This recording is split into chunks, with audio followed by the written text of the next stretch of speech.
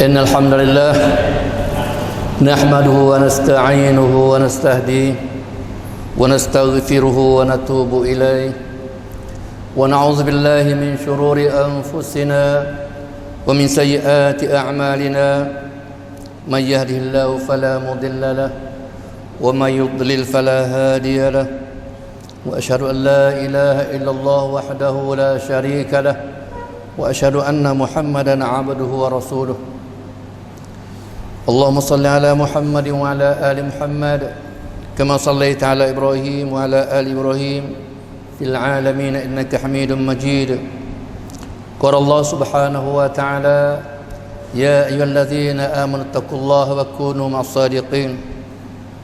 Hadirin sidang Jumat yang dimuliakan Allah Subhanahu wa taala, alhamdulillah, puji dan syukur kita kepada Allah Subhanahu wa taala yang Allah Taala masih memelihara umur kita, melanjutkan usia kita sampai ke siang hari Jumaat ini, alhamdulillah. Setelah kita berhenti berjamaah dan berjumaat lebih kurang 2 bulan lebih, maka alhamdulillah dengan inayah dan rahmat Allah Subhanahu wa taala, umat Islam di selatan terutama dan di seluruh dunia umumnya, alhamdulillah, mendapat rahmat yang begitu meluas daripada Allah Subhanahu wa taala dengan berkat doa dan munajat masing-masing kita kepada Allah Subhanahu wa taala. Hadirin sidang Jumat yang dimuliakan Allah taala sekalian, sempena dengan minggu kedua daripada keizinan daripada pihak atasan untuk melakukan solat Jumaat, maka pada siang hari ini saya ingin untuk mencedok ataupun menggali beberapa pengajaran ataupun imbar wa'izat daripada corona yang ataupun kita melalui 2 bulan lebih ni, 3 bulan ni, COVID-19 ni, apa kata pengajaran yang dapat kita seduk daripada peristiwa yang telah berlaku. Sebab orang mukmin ulul albab ni, ya segala sesuatu ni dia mikir belaka. Rabbana ma khalaqta hadza batila. Segala sesuatu yang diciptakan Allah Subhanahu wa taala, yang dikehendaki Allah taala, semuanya adalah suatu pengajaran belaka. Ma khalaqta hadza batila. Bukan Allah taala hatta COVID-19 hatta gitu puas-puas ada saja, bukan, ada tujuan tertentu. Allah Subhanahu wa taala berfirman dalam suratul Muddathir, suratul Fath ayat 7, ayat 4 dan ayat 7. Walillahi junudus samawati wal ard wa kana Allahu aliman hakima. Walillahi junudus samawati wal ard wa kana Allahu azizan hakima. Suratul Fath ayat 7, ayat 4 dan 7. Milik Allah Subhanahu wa taala tentera-tentera di langit dan di bumi. Allah Ta'ala maha mengetahui lagi maha bijaksana. Bagi Allah Ta'ala tentera di langit dan bumi, dan sesungguhnya Allah Subhanahu wa taala maha perkasa lagi maha bijaksana. Ini ayat kata tentera yang ada bagi tiap-tiap negara untuk menghadapi musuh belaka.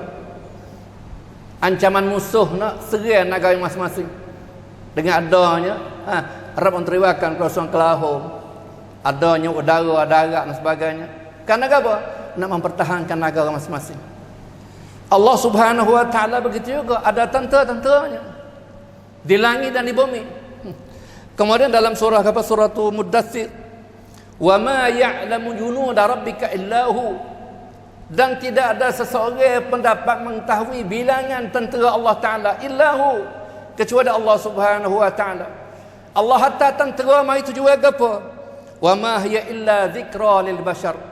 Tidak ada tujuan lain Allah Ta'ala hatta tentera-tentera dia berupa penyakit, berupa ombak besar, berupa tsunami, berupa ribut, berupa macam-macam bala petaka. Wa ma hiya illa dzikra lil bashar, sebagai peringatan kepada manusia. Artinya Allah Ta'ala hatta corona ataupun COVID-19 ni bukan gapo, hatta pengajaran dan peringatan kepada manusia. Sebab apa? Manusia terlalu banyak melakukan maksiat kepada Allah Subhanahu wa taala, sebagaimana diceritakan oleh pak saudara Nabi Muhammad sallallahu alaihi wasallam, Abbas bin Abdul Muttalib kata, ma nazala bala'un illa bi dzambin wa ma rufi'a illa bi taubah.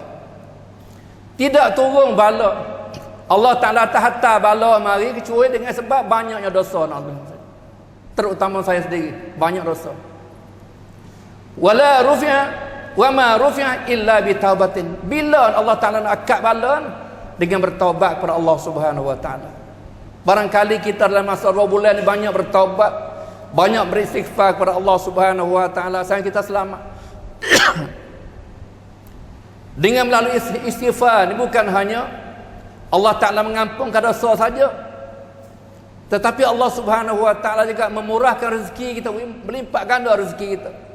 Di samping sihat, kuat badan pula.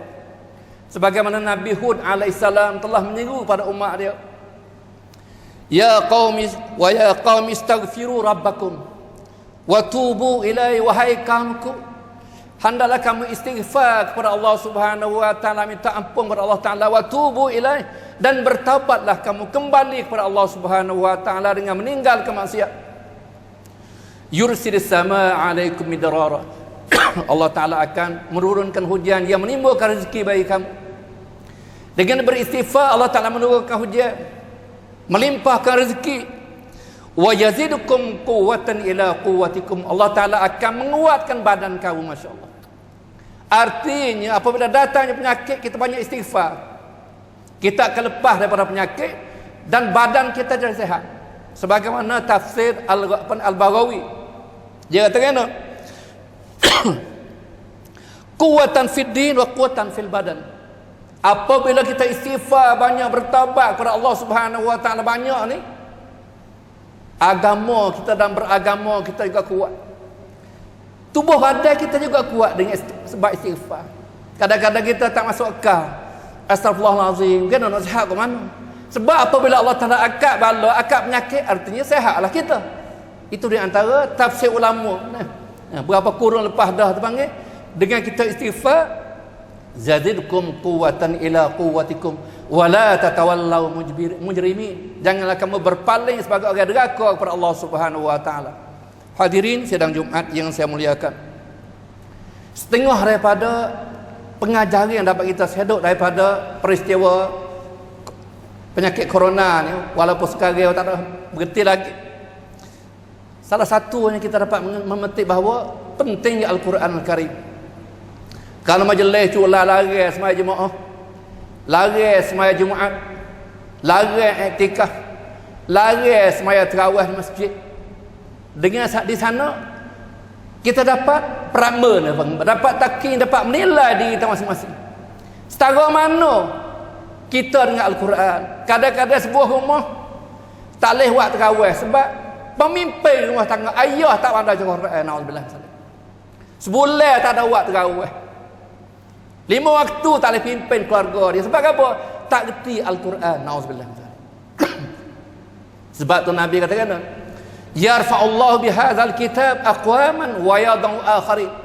Dengan sebab Al-Quran Allah Ta'ala angkat derajat suatu kaum, suatu bangsa, suatu jamaah, suatu pribadi, dan Allah Ta'ala menjatuhkan dia sebab Al-Quran. Tak pandai Al-Quran jatuh, naudzubillah. 2-3 bulan tak ada semaya jemaah sebab ayah bapa tak pandai baca Quran, naudzubillah. Oleh kerana itu pentingnya Al-Quran dalam suasana penyakit COVID ini. Boleh dapat gapo dapat menilai seseorang setara mana dengan Al-Quran. Orang yang pandai baca Quran, alhamdulillah, sebulan khatam satu khatam Al-Quran semaya tarawih dan sebagainya. Tu nak takut utama Al-Quran, dia dapat tengok hen cacat abang ni. Keluarga mana tak dapat tanda Quran, tak boleh jemaah keluarga tu. Kena gitu pe keluarga lain. Nauzubillah min zalik. Yang kedua, dengan penyakit COVID ni kita mengingatkan kita pada yaumul mahsyar, hari kiamat, hari pada mahsyar. Yang mana Allah Subhanahu wa Ta'ala berfirman, yauma yafirrul mar'u min akhihi wa ummihi wa abihi wa sahibatihi wa banihi likulli imri'in minhum yawma idzin sya'nun yughni. Surah Abasa ayat 34 sampai 37. Hari kiamat esok di pada mahsyar, larinya seseorang Seseorang lari daripada saudara dia, tak masa dekat.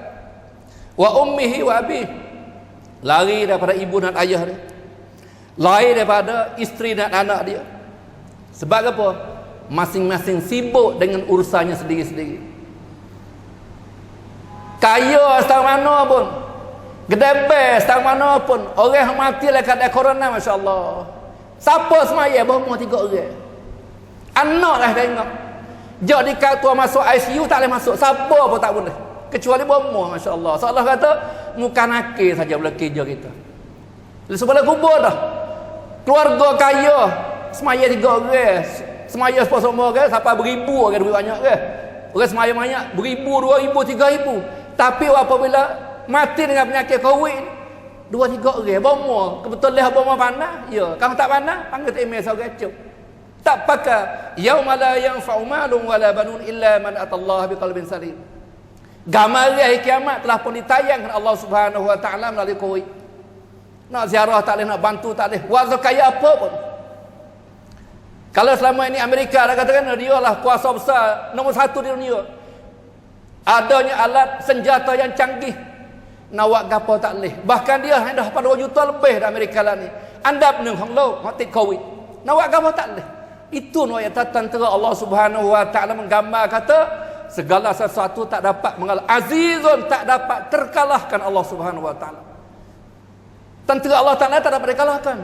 Siapa lah ni hebat tak boleh lagi. 2 juta lebih. Negara yang terkenal dengan kuasa raksasa, canggih senjatanya, nak buat apa tak boleh. Oleh tu ayat kata itu di antara pengajaran yang kita dapat ambil daripada peristiwa penyakit COVID yang sedang berlaku sekarang. Yang ketiga, Allah Ta'ala wajah katakan pada kiamat esok, orang ahli neraka katakan ma aghna anni maliyah halaka anni sultaniyah. Tak terkaya harta, tak pakai itu. Halaka anni sultaniyah, kekuasaan yang saya miliki tak boleh guna gapo-gapo waktu kiamat esok. COVID sepatu juga tak pakai apa. Duit ada banyak apa, tak boleh guna apa duit. Nak punya sembuh penyakit tak sembuh sampai mati nak guna. Ada kuasa, ada saing, ada agama, apa keluarga, nak bantu tak boleh, tak pakai sesuatu. Harta dan anak pinak tak dapat memberikan faedah. Oleh itu kita sebagai ambil ibrah daripada COVID ni sangat-sangat apa ni makan hati bang. Kalau orang mikir, tak mikir tak apa. Tak mikir tak apa, tapi mikir pak Rabbana ma khalaqta hadza batila. Tuhan tahu sia-sia COVID gapo semua. Nauzubillah min zalik, daripada orang yang tak mikir tentang ajaran Allah Taala. Yang tiga dah tengok perkembangan Islam, masya-Allah. Dengan ada COVID, masya-Allah, di Eropah yang puluhan tahun tak lebih lah speaker. Dengan sebab ada COVID minta sesuatu lebih. Orang panggil kati peng. Tak ada tempat gantung, nak gantung gapo tak tahu. Akhirnya gantung pada Allah Subhanahu wa taala. Orang kafir suruh orang Islam dalam speaker 5 waktu. Sebelum ni nak tak boleh ganggu orang suara. Mula pitang siang gapo. Hari berlaku. Tapi minta tolong minta tolong tu. Suruh buka Al-Quran di masjid. Itu suatu perkembangan. Bahkan dalam waktu dalam panggil dok pawai apa? Dalam dok ni dok mop lah ni. Dok belarak tunjuk perasaan di Amerika lah ni. Kerana gapo asalnya COVID juga. Dalam gapo dia? Dalam bilik air satarana. Orang hitam dalam pakai sabun. Dia panggil dia lock gapo dia. Nak tekan sabun, nak panggil dia lama gapo terkena orang kulit putih. Kalau tangan hitam apa? Allah tak tumbuk. Bo ambil ticu lapik biru putih. Tumbuk. Artinya kau bagi orang kulit putih. Jadi penyakit COVID semua makan semua, tapi dia tak fera orang Islam ataupun orang kulit hitam. Dia perah hanya orang putih. Artinya dalam dok belagak gapo orang Islam boleh dakwah lah tu, masya-Allah. Pakai speaker dakwah semua Islam. Islam tidak ada beza di antara kulit putih, kulit hitam, kulit merah, kulit kuning, semuanya sama. Sawasiyatun kasnani al-mishti. Islam supur dengan gigi sisi. Gigi halus, gigi besar sama kata belakang. Royak terdengar sebab COVID ni Islam dapat berkembang, boleh sebar, boleh dakwah, boleh dok belagak, dakwah boleh masya-Allah dengan sebab COVID ni. Nah, abangnya dia CPU. Penuh ayat untuk orang putih saja, orang hitam tak boleh. Islam tak ada belah tu. Bilal hitam. Tu ayat kata Islam sangat dapat berkembang dengan apa dia? Dengan sebab ada Covid, masya-Allah. Begitu juga yang keempatnya, intihal munkarat. Segala tempat-tempat maksiat dapat dihentikan secara menyeluruh. Seluruh dunia. Di pub, di bar mana, night club, gapo, bon kasino, gapo tempat mu belaga, tempat mu hayal, belaga orang, belaga menate, beraduh bih dengan sebab ada Covid. Dengan sendiri. Masya-Allah, no ya tak apa pada tentera Allah Taala mari boleh berhenti habis. Wala ya'lamu junuda rabbika illa hu innahu azizun hakim. Masya-Allah, sungguh tak dapat dikalahkan. Siapa kita lah ni alhamdulillah. Kita dapat gapo dia? Dapat dihentikan sikit gapo? Sebab datangnya tentera Allah Subhanahu wa taala. Mari tujuan apa? We peringatan kepada manusia supaya kembali kepada Allah Subhanahu wa taala. Satu lagi yang kelimanya, izharuhu ta'awun wal muwasat baina afradil mujtama. Timbulnya perasaan kasih sayang antara anggota dalam masyarakat, masya-Allah. Tak orang tak boleh kerja, orang tok ngang gapo sedikit yang ya, akhirnya timbul suatu perasaan berasa nak tolong, nak bantu saudara dia. Adanya tong yang cip bau ni ke. Kutik ku senang gapo 300 orang, 200 orang. Foto-foto kita buat alhamdulillah. Masyarakat pemuda apa buat? Kok dah kampung mana semua ongkong kecil, ongkong besar peribadi pakai nak tolong belaka. Wa ta'awanu 'alal birri wat taqwa. Itu ayat timbul sebab apa? Sebab Covid. Timbul perasaan kesian belah sesama umat manusia. Tak kira agama ke apa. Itu suatu pengajarannya sangat mahal harganya. Yang mana sebelum ni tak ada tindu. Tak ada. Bawa timbul Covid pak, masya-Allah. Adanya beribu-ribu ongkong dalam negeri Sia ni dah bahagi, masya-Allah. Kafir Islam tak kira. Itu ayat tu timbulnya ruh ta'awun. Mak bahagi makan ni, bahagi mes gapo dia panggil mekok gapo semua. Duit dan sebagainya, itu timbulnya perasaan al-muwasat antara afradul mujtama. Abang ni dalam anggota masyarakat. Satu lagi, nak tahu kata siapa taat dan dengar kepada awliya umur. Pemimpin siapa kata taat pada pemimpin, siapa tak taat dia tahu tak? Orang lari tu sing masjid, takut tak takut Tuhan, takut Covid. Ada juga orang. Pas apa ni panggil bahasa yakin tu kalu. Tawakal tu kalu, tak kena cara dia.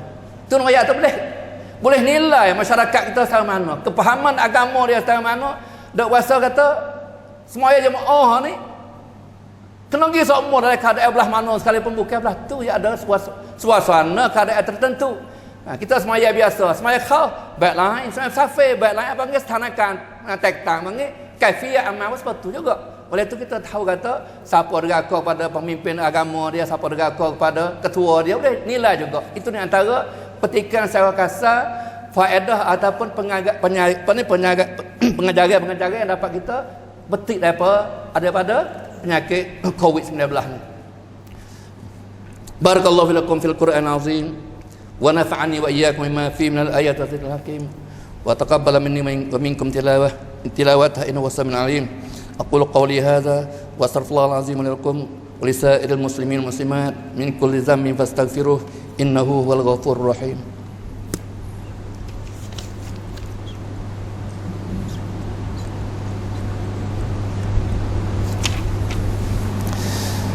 Alhamdulillah rabbil alamin wa bihi nasta'in wal 'aqibatu lil muttaqin wa la 'udwana illa 'alal zalimin wa la hawla wa la quwwata illa billahil 'azim. Ya ayyuhalladzina amanu taqullaha wa qulu qawlan sadida yuslih lakum a'malakum wa yaghfir lakum dhunubakum wa may yuti'illaha wa rasulahu faqad faza fawzan 'azima. Hadirin yang saya muliakan, hari ini hari 20 bulan Syawal. Kita masih ada peluang lagi 10 hari lagi untuk puasa sunat ni Syawal, yang mana sangat-sangat digemarkan oleh Nabi kita Muhammad sallallahu alaihi wasallam. Siapa-siapa puasa Ramadan kemudian diikuti dengan ni Syawal, maka siapa ngadi sepanjang apa ni puasa setahun. Kita tahu belakang dah. Kemudian nak tanya sebagai ringkasan pada khutbah kedua ni, sikap manusia setelah Ramadan. Belah mana kita? Ulama salaf telah membagikan manusia lepas Ramadan ada 3. Golongan pertamanya Belum Ramadan dia deraka ada buat maksiat Allah Taala. Bawa bulan Ramadan dia deraka juga. Lepas Ramadan deraka lagi dia buat maksiat. Tak ada beradu golongan pertama. Supa Ramadan tak Ramadan supa. Golongan kedua dia taat kepada Allah Subhanahu wa taala, panggil Ramadaniyun.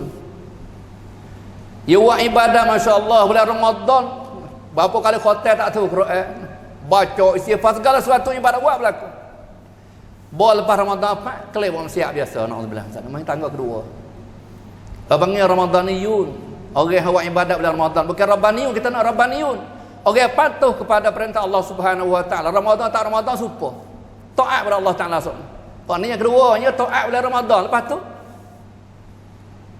lilih semula pula. Nauzubillah. Yang ketiga hal kita nak comel. Orang yang sentiasa taat kepada Allah Subhanahu wa taala, bulan tak Ramadan dia taat Allah. Bawa siapa bulan Ramadan dia meningkat sebab adanya malam Lailatul Qadar dan sebagainya. Kerana hak puasa bulan puasa ni digandakan Allah Taala tahu dah 70 kali ganda. Hak sunat sepanjang wajib terutamanya 10 akhir Ramadan ada iktikaf, ada Lailatul Qadar, dia akan tekad lagi. Hak moleknya kita nak hak yang ketiga ni lah. Sekurang-kurangnya. Lepas Ramadan Qiyamul Lail masih hidup. Al-Quran masih hidup. Azkar masih hidup.